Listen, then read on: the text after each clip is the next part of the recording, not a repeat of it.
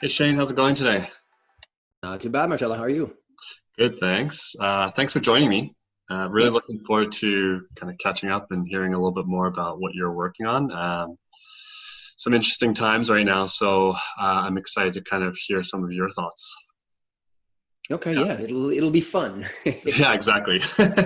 So before we start, maybe just if you can do a quick kind of intro about yourself and your background, what you're working on, stuff like that, and then we can kind of go from there. Sure.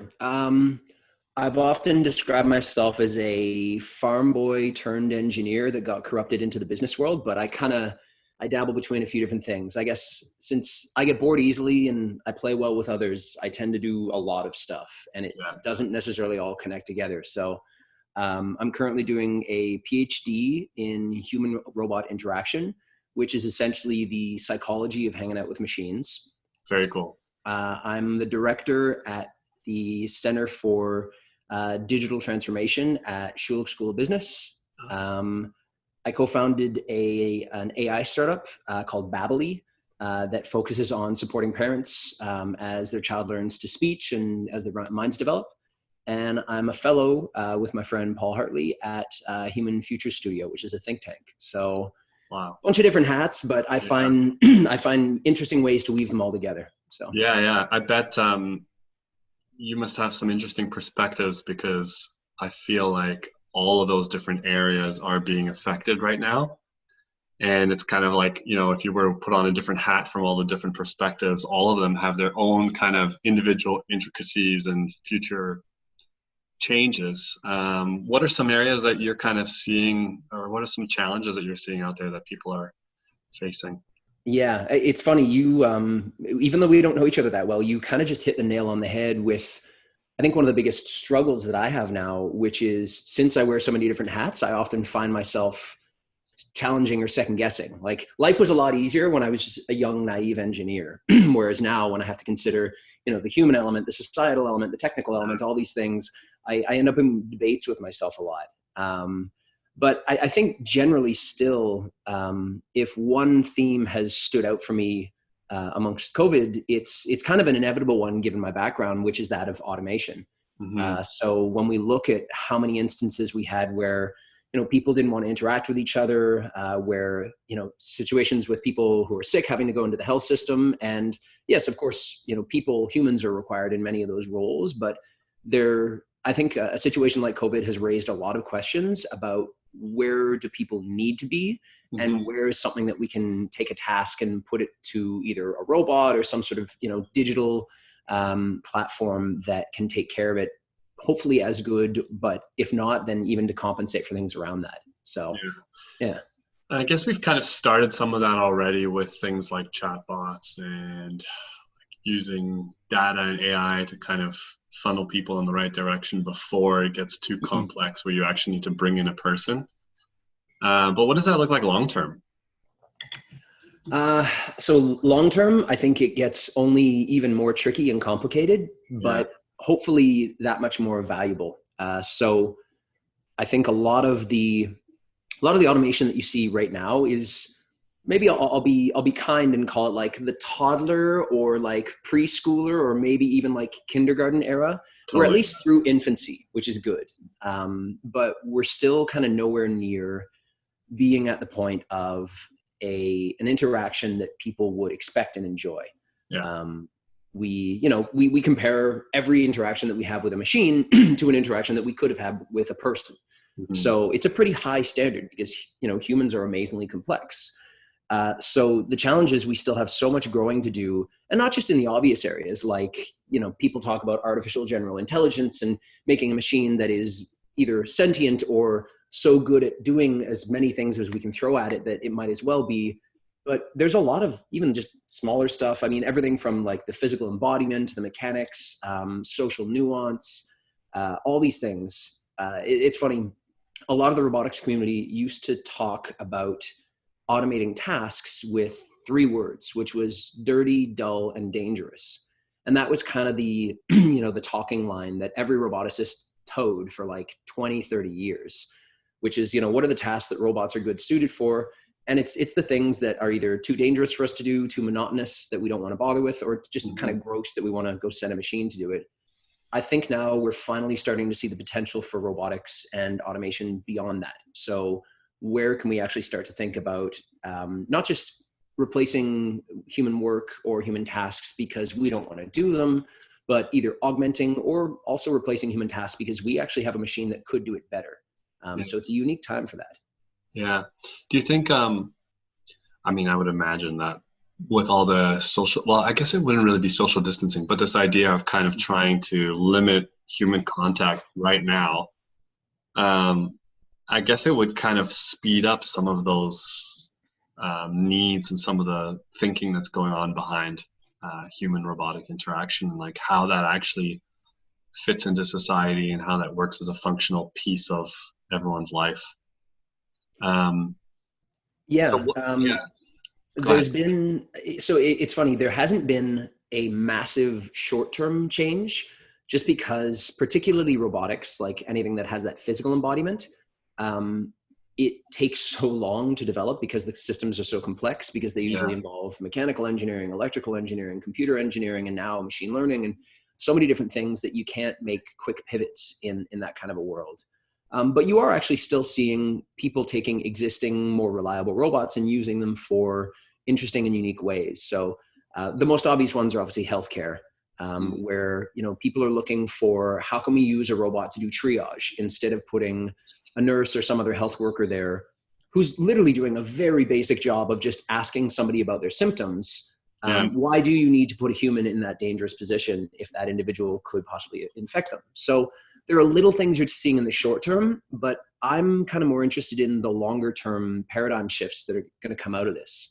And I think those things will be led by human need, as all good and important things are. hmm, But I think there's going to be a natural pairing for a lot of that stuff towards different types of automation. So robotics, AI, stuff like that.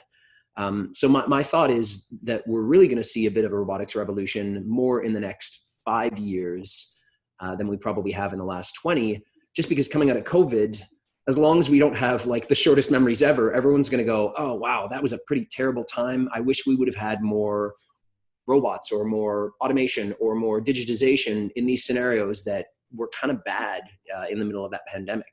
yeah. Um, yeah, 5 years is pretty soon. What kind of changes do you think we'll be seeing in 5 years? I know this is still kind of, I mean, maybe your opinion is more grounded in actual research. My opinion is more grounded in assumptions, but yeah, I'm just curious, like what you think about within that time frame, what we'll kind of see. Yeah. I mean, 5 years isn't that long, right? Yeah, So, totally.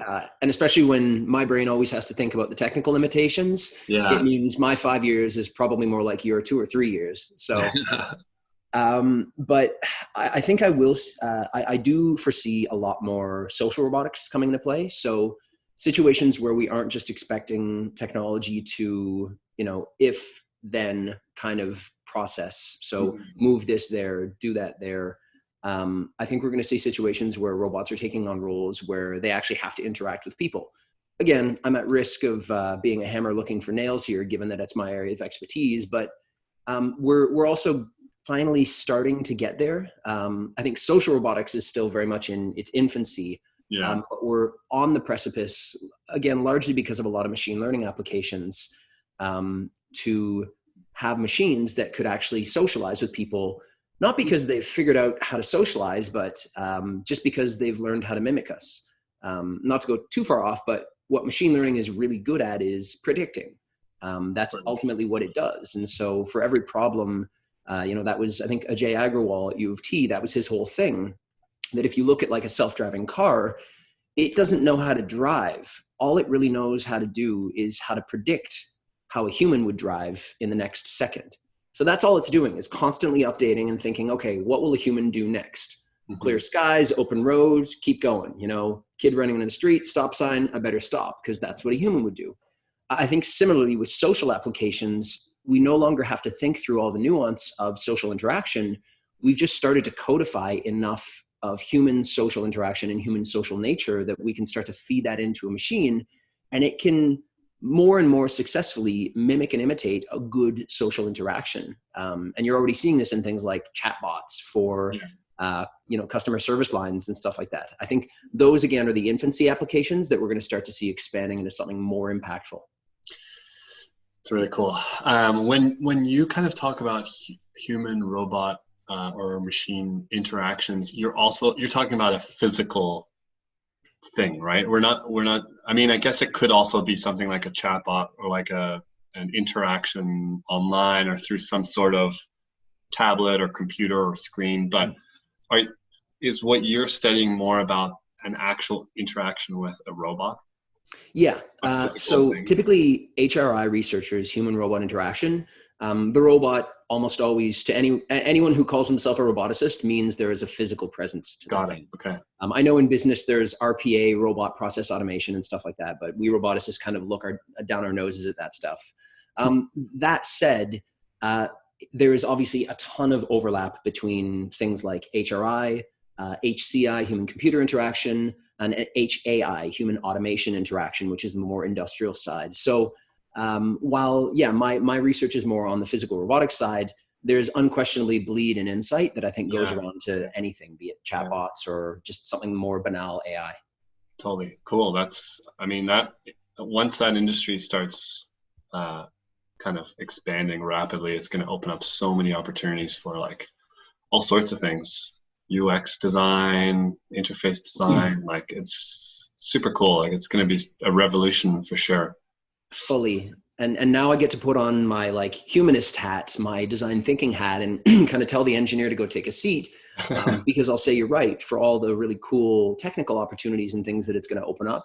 It's also going to open up so many challenges, and they're really interesting and cool ones, but they're very, very numerous. Like you can think of robotics right now, like a 1997 GeoCities webpage. It's got like terrible GIFs and flashing lights and neon colors and everywhere. And anyone that goes on there kind of like has to hold their stomach as it churns while they scroll down the page.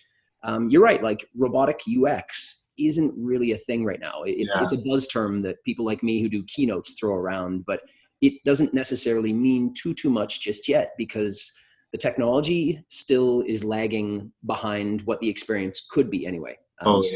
We couldn't really design that good of an experience because the technology is going to get in the way, but we're getting pretty close.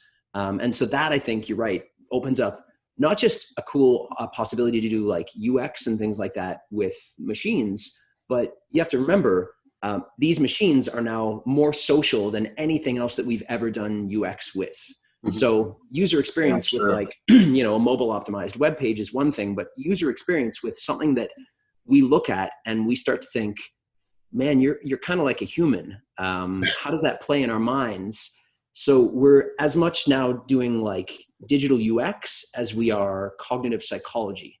And like, that's a really fun area. Yeah, that's cool. I feel like we could do one of these just on robotic UX. I will go further down this rabbit hole. Yeah, it would be so fascinating. It's like a whole new discipline that's opening up, that's kind of borrowing from other capabilities and skills, and it's super fascinating. And even for like opportunities for opening up whole new segments of advertising and brand representation and all these different things that also need design and strategy, like it's going to be super amazing. Are there any cool examples in Canada? Because I've heard of some, maybe it's just that the US examples get a little bit more reach, but is there anything cool that's going on right now in Canada? From a research perspective, there is lots of cool research on the academic side. Like you called out, sadly, Canada's never been great at translating over to the industry side a lot of our sort of new research and new startup concepts. I'll be honest, from the social robotics side, most of the work going on there is going on in Japan, China, and the US. And if I were putting on another hat as your investment advisor, I would stay away from those companies as far as you can. I think Canadian companies are quite wise to not invest too heavily in social robotics yet. Because we still haven't found that perfect killer app, and the technology is still a little clunky. So like I think in the last 2 years, you've seen 3 or 4 different social robotics companies go under. So Wow, there really? was, yeah, there was Mayfield Robotics. They made a big robot called Baxter. There was Kiro, which was the little base with like the swivelly round head. There was Jibo, which was another similar one. There was Cosmo, which was a little social interactive toy. Great Um, names. Very robotics industry, right? oh, and they all, I swear, they all took massive design elements from Ava, from Oh, what was that? Wally. Oh, yeah, yeah, yeah, yeah. So they all had that like that rounded, sleek, white, innocuous-looking kind of medical feel that was very futuristic. Slinty blue eyes, things like that. Yeah, These are all common design languages that you see in robotics because we're socially primed for these things from pop culture and science fiction. So, that's such an amazing point. Like, where do you, when you're kind of creating something like this, how do you design a physical thing? Like, how do you even do that without any sort of reference? so you have to think. It's weird. A good roboticist has to flip back and forth between their technical mind and their psychology mind. And what you usually, I find, start well with is think about the technical mind. What are you trying to achieve with this robot? And then based on what you're achieving, try to find parallels in the world that we are comfortable with, that we would be akin to. And so, for example, if you want to design a robot that looks like it's a big hulking security bot, then yeah, you're going to make it look like the Terminator. If you want to design something for a hospital that's intended to distill care and comfort, then yeah, you want it to look like Big Hero 6 or whatever it is. There's a ton of really clever research that actually points to the importance of appearance in visual design. Yeah. Even obviously within sort of a humanoid robot, you can vary a lot of things like facial features, gaze, body language. But even when you start talking about the morphology of the robot you're going to do, so many companies will choose to make their robot look like an animal because that will sort of connote feelings of like pet and familiarity. So there's things like Paro or what's the Pleo, the dinosaur. These are kind of research platforms that are also care robots that are supposed to be kind of like pets. And they're designed to, act like a little dog or a cat or a seal or something like that. On the flip side, what's really interesting is in social robotics right now, you're seeing a big trend of a lot of these social robots looking very pedomorphic or childlike. So you think about like the Pepper robot or the Now robot or any of these, and they look kind of like 8-year-olds or 9-year-olds. This is done very intentionally because what it does is it tricks our cognitive frames into thinking, oh, you're a robot, but you're like a child. So I should lower my expectations. We're not going to have an adult conversation. This is going to be like talking to an 8-year-old. So Fascinating. I'll Yeah. maybe simplify what I say, not ask you anything too complicated to do, stuff like that. There's a lot of good trickery that's being used in UX to kind of inform robotic design. Yeah. Yeah, that's amazing. Super cool.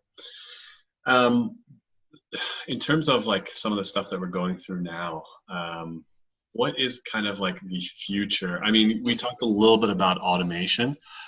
What's the future in terms of like how we interact and, what are some issues that you think we're facing now that could be solved in the future? Yeah. All right. So I'm going to tread on some kind of contentious territory, but this stuff is core to my research. It's very ethically complicated, but that's kind of why I love it. Yeah. And it requires me to dig back and give a little bit of a history lesson first. Okay, cool. Yeah, no, all ears. So, so there was research going on at Stanford in the mid 90s that came to be known as the media equation. Their experiments were super simple. What they did is the participants came into a room and they did a really boring like file manipulation task on a desktop computer. While they were doing that, the computer would pop up these social messages saying things like, go us, or great job, or aren't we a good team?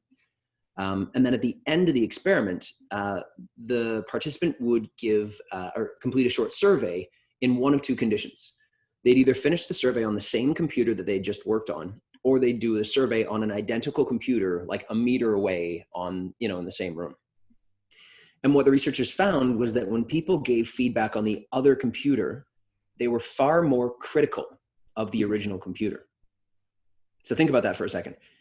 That means that you're worried about sort of hurting the computer's feelings, but you'll talk shit about it behind its back. Yeah.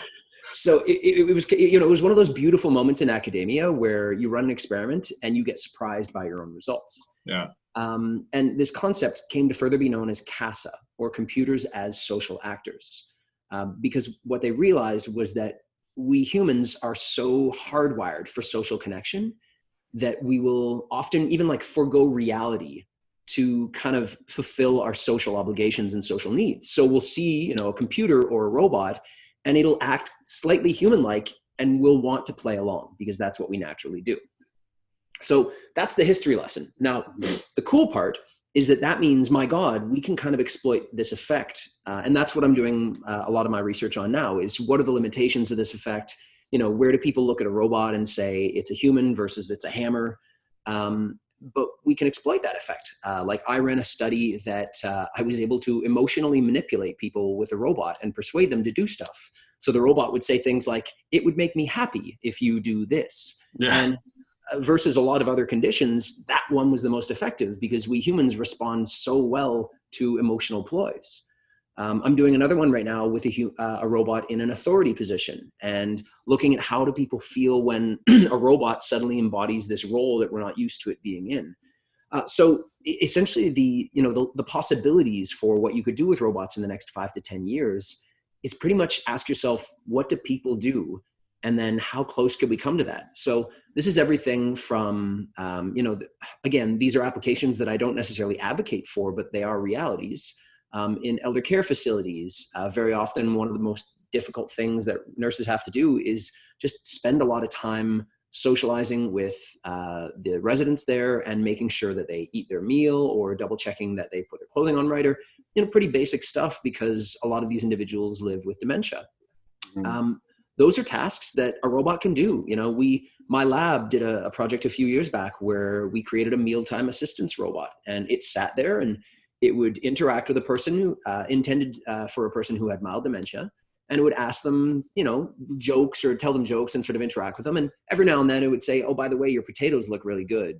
Tell me about them, as kind of prompts for that person to keep eating, because very often people with dementia will forget to eat unless somebody's there reminding them. So we have the potential for all these social tasks that humans do to now start to be digitized and automated. But that obviously raises massive ethical concerns and even practical concerns about, okay, well, what are the implications? Morality of, do we want to have our grandmothers interacting with a robot for the last 5 years of her life? But also just like practically, what will that do to a person? Mm-hmm. Will they get sick of it over time? Will they even start to play into it more and view robots as more and more human-like? What are the implications of all that? Yeah, that's fascinating. Do you think that there's also like on the potential negative side, there's an opportunity for, I'm thinking, people or organizations to manipulate people a little bit? You know, if you can make your own operating system and you can make your own robot and you can do whatever you want with it, if you're an organization, it sounds like people are very easily manipulated in order to be social, right? So like you have this assistant that could basically tell you to do anything, and you just blindly trust them. How do you deal with something like that? Would that come down to like government regulations?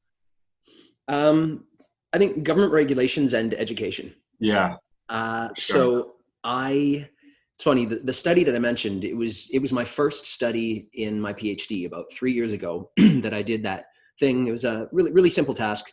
People were trying to count the number of jelly beans in a jelly bean jar, like that classic carnival game, except for the robots that were there would pop up and try to convince you to change your answer using different persuasive techniques. So they'd say things, they'd like threaten you, like you'll be in big trouble when robots take over the world unless you use my guess. Or, they'd use like an exclusive offer, like, don't tell anyone I told you this, but this is the number you want to use.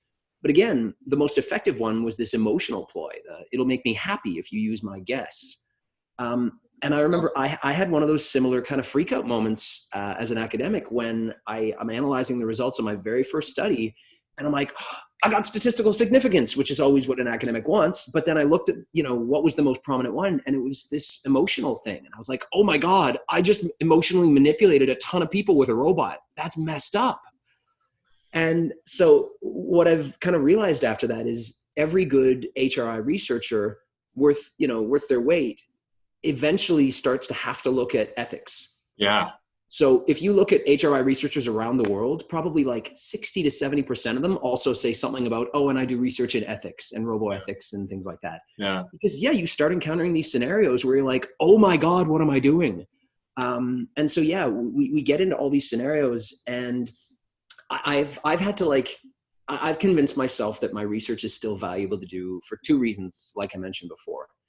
The first is education. So I'm doing this research in an open environment. I try to talk about whenever possible.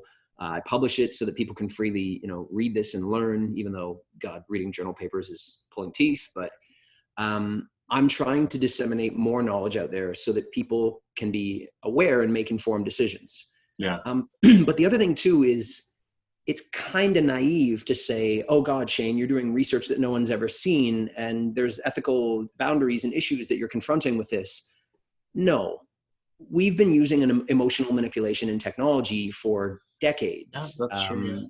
Yeah. I'm just being explicit about it. Like, I view my research as formalizing and being explicit the kind of work that's already being done behind closed doors at Facebook and Google and you name it. So, this kind of stuff is already happening. I think the only scarier or different part with HRI is, like we talked about before, it's got a face now. So suddenly that gets kind of weird for us. Yeah. As soon as you said that, I kind of thought about Facebook, which was also basically, creating a social offering, but also using that in order to gather as much data about you as possible and do who knows what with it. Yeah. Well, and it took us a long time to figure out what was going on there, or at least the general population. Exactly. And not just like gather the data, but actively run experiments on it. I don't know if you ever listened to Radiolab podcast. I do, yeah. Yeah, they had that great episode on, I think in 2015 or 2016, on the trust engineers at Facebook. Oh yeah, I've heard of this. Yeah. Their job was essentially to manipulate tiny little changes in like the language of how certain comments were posted or certain requests were made to optimize digital language and digital communication for trust and compliance. Yeah. So yeah, stuff like that it's kind of scary, but it's the new reality that we live in. So yeah, people just need to be aware for sure. Exactly. Tell me a little bit about some of the work that you've been doing at Babbly, because that also sounds very interesting, and it sounds like it would be a tool that also would be even more important now. Yeah. Babbly is great because it is essentially the thing that purifies any evil doing that I do within my PhD. So the filter.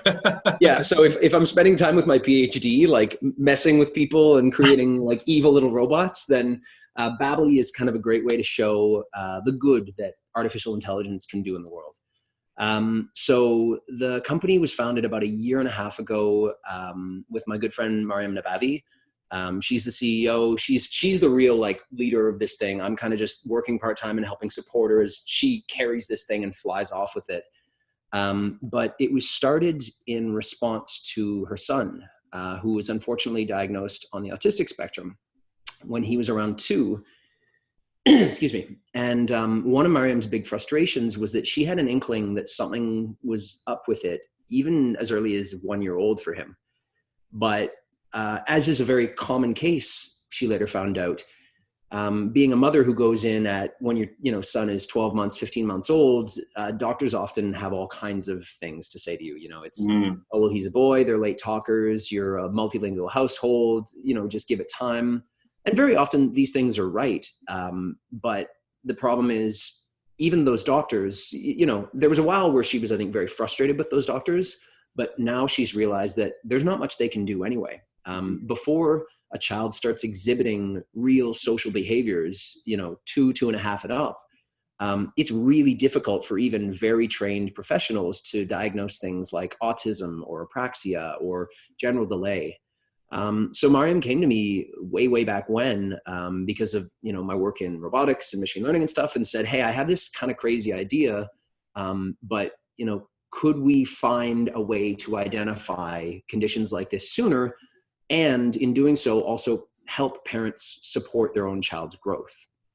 And it was, kind of one of those crazy ideas that, like I said, I get bored quickly and I love doing stuff. So I was like, all right, let's do this. So we built our first models that essentially started separating different types of infant speeches. I learned more about how infants talk than I think anyone should ever know, other than somebody in pediatrics.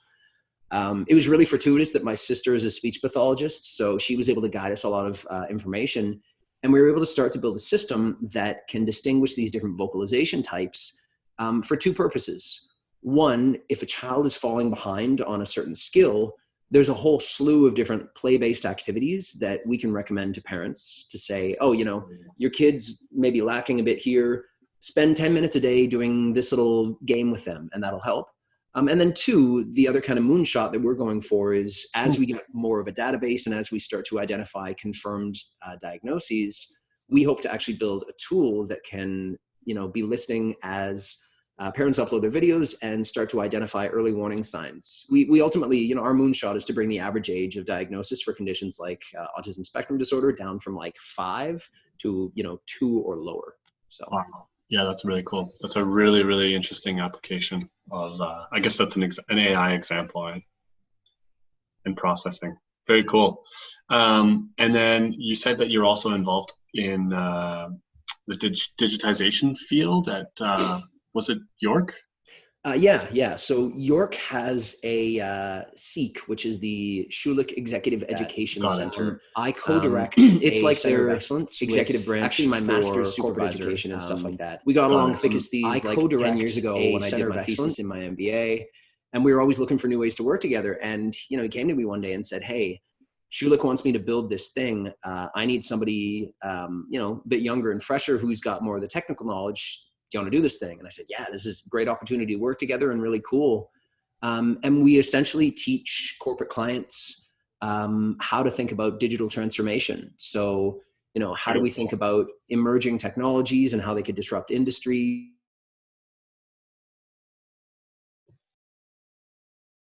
Fun stuff. So it's great because I now get to leverage all the years I spent kind of doing and now flipping that back into teaching with the combination of theory that I've got from my academic side, but then also like case studies and practice from years of consulting and years of digital projects and things. So yeah, the digitization side is super, like that's where our background is at tennis. Those are the kinds of projects we work on as well. And it's going to be interesting to see how rapidly organizations start thinking about change now after this, because anyone who's kind of been a laggard on the innovation side and, or not even a laggard, anyone who's been a laggard, but you don't even have to have been in the top percentile of companies that innovate in order to be kind of falling behind right now. But there are some wild examples of companies that just have never invested in any sort of innovation or digitization, and now they're scrambling. Yeah. Even just right now, the one I always look at and kind of shake my head.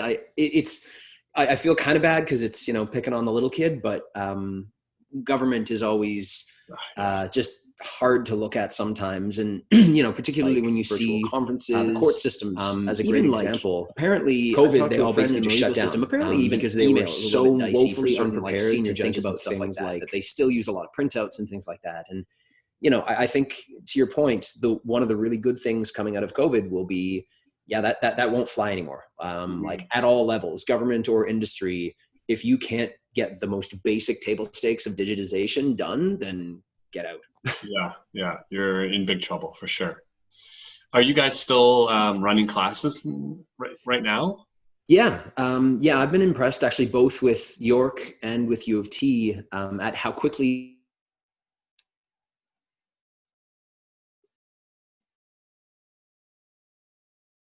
here's Zoom if you want to use it. Here's Microsoft Teams that we use. Here's this thing called Echo 360 if you're going to be making educational videos. Here's all these solutions. But they also just said, but you know what? Go, do your thing. Like if you have a better way, if you have some knowledge, go for it. It of course means that like the quality of educators and presentations will vary with the individual. But from what I heard, everything was still relatively well received in terms of how things are delivered. It's a little frustrating for us at SEEK at Schulich because we had just literally finished building this curriculum, and the very first offering that we were going to do with it was going to be an open enrollment, so anyone from a bunch of different companies could enroll. It was going to be at the end of March, and we built it for a 1 day online, 3 days in class, and then 1 day online. Oh my And gosh. and then COVID happened, and we were like, Yeah. okay, well, we can reuse a lot of this work, but we got to start over and completely redesign the course. So we're now in the process of redesigning it for September to be fully digital. So Cool. Yeah, it sounds like an interesting course. I'm sure there's tons of value there for organizations that are kind of like figuring out what's next on their roadmap. yeah, Um, yeah, I mean, even the education field, like the whole idea of education and how to deliver educational content is, we're having a ton of conversations around